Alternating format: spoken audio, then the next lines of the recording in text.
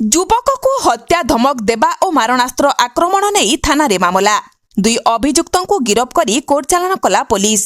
ଅନୁଗୁଳ ଜିଲ୍ଲା ବଂରପାଳ ଥାନା ଅନ୍ତର୍ଗତ ଅରାହାଟ ଗ୍ରାମର ସୁଶୀଲ ବାରିକ ଥାନାରେ ଅଭିଯୋଗ କରିଥିଲେ କି ସେ ରହୁଥିବା ସିମିଲି ସାହି ଭଡ଼ାଘରେ ଗତ 9 ତାରିଖ ରାତି ପ୍ରାୟ 8ଟା ବେଳେ 2 ଜଣ ବ୍ୟକ୍ତି ଆସି ବିନା କାରଣରେ ସୁଶୀଲଙ୍କ ସ୍ତ୍ରୀ ଲିପି ବାରିକକୁ ଅସଭ୍ୟ ଭାଷାରେ ଗାଲିଗୁଲଜ କରିବା ସହିତ କମେଣ୍ଟ ମାରିଥିଲେ।